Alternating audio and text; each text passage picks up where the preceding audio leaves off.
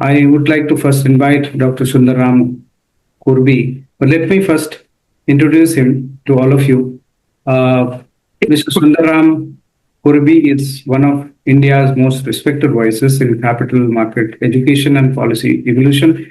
His insights bridge academia, market development, and regulatory foresight. Dr. Korivi, we would love to hear your thoughts on how regulatory frameworks can adapt and innovate to strengthen digital transparency and investor trust in the years ahead. Over to you, sir. Good morning to all the fellow panelists and all the audience members. Thank you for inviting me to this program. So first of all, I will discuss about market infrastructure institutions in a narrow sense and later on in the broad sense. In the narrow sense, if we look at the SEBI jurisdiction, which is the securities markets, there are 6 MIIs, that is market infrastructure institutions. The first 2 will obviously be the Bombay Stock Exchange and the National Stock Exchange, BSE and NSE. And the next 2 will be the respective clearing houses, which is the ICCL of BSE and the NCCL of National Clearing and NCCL of the NSE. And then we have the 2 depositories, which is the NSDL and the CDSL. These 6 organizations put together are defined as market infrastructure institutions. Now, under the current regime, it is felt that these market infrastructure institutions are the pillars of the market because, on the one hand, cash is the raw material of the market. But finance is the only sector where the raw material is cash and the finished product is also cash. So what is the incremental value added? The difference is information. For example, investors hand over their money to a money manager, let's say a mutual fund, who will process the information. So the market infrastructure institutions are like the gateways or the switches, very much like how the funds flow through a water tank and through the irrigation system. So that is the criticality of the market infrastructure institutions. Now, how does information flow?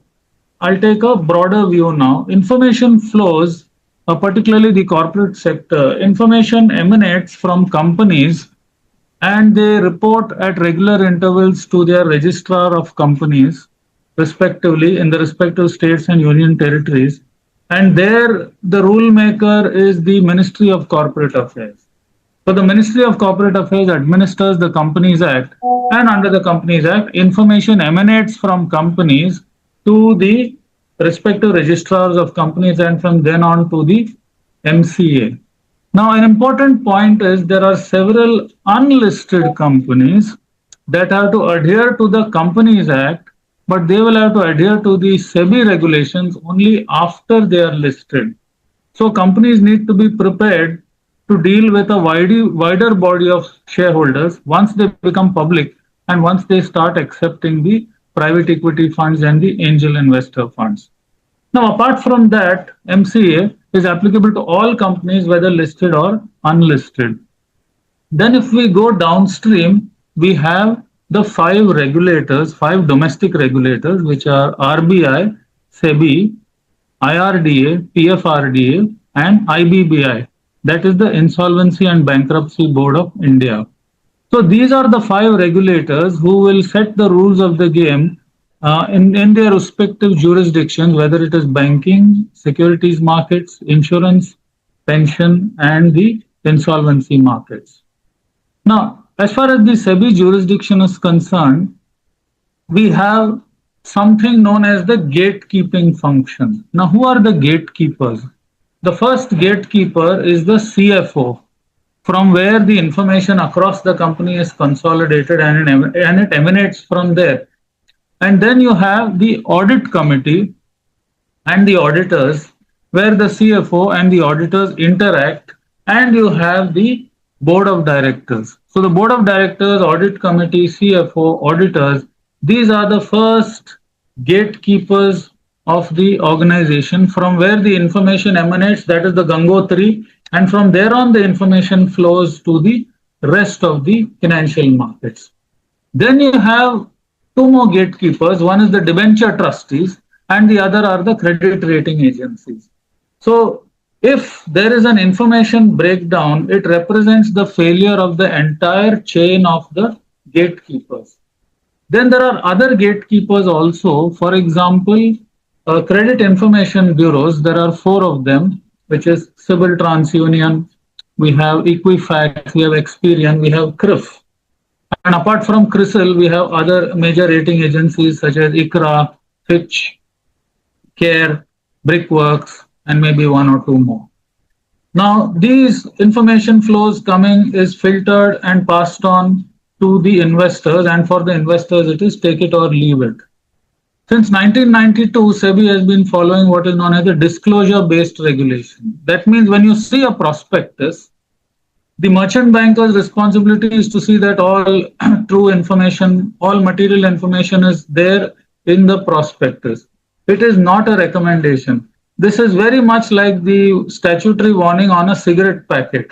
So when you see the prospectus or the cover page, it is similar to the statutory warning on a cigarette packet.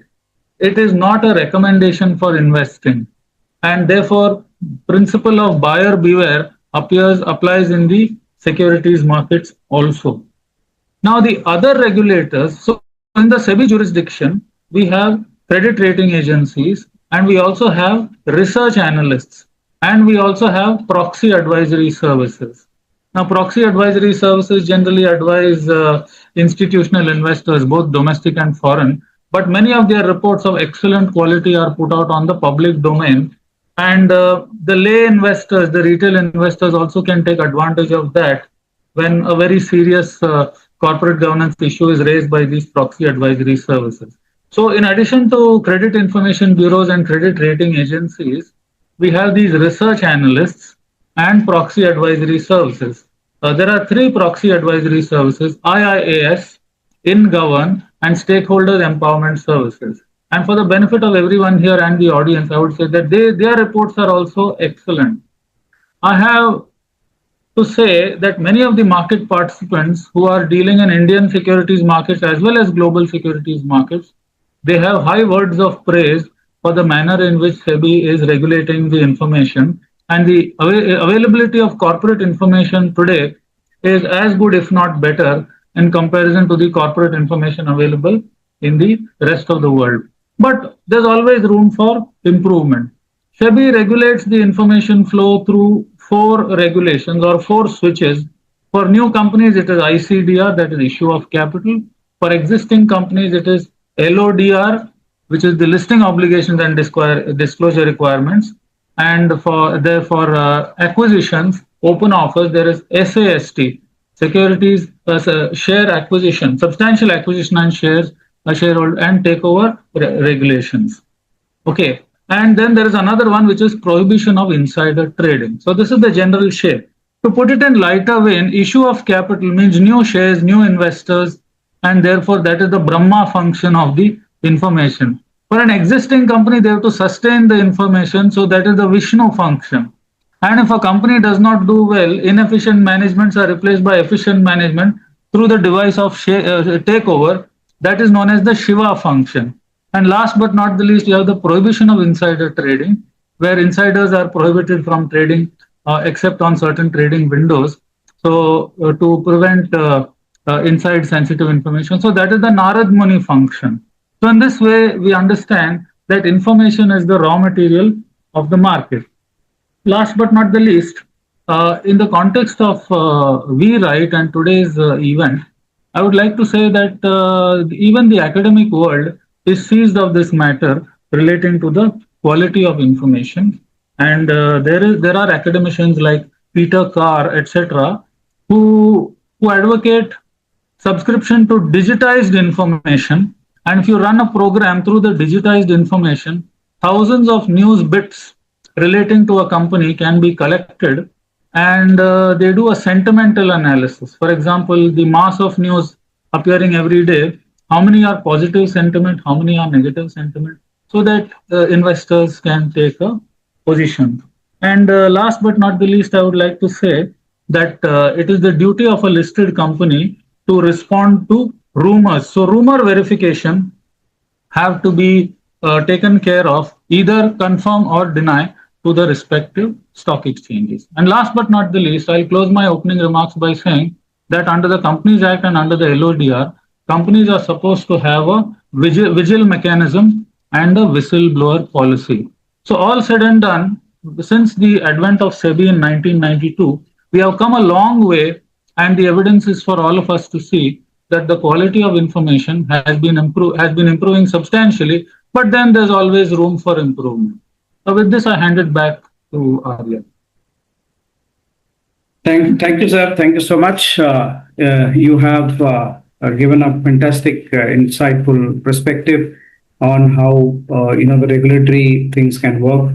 You have set the tone beautifully, highlighting how innovation and oversight can move hand in hand to create a resilient market infrastructure.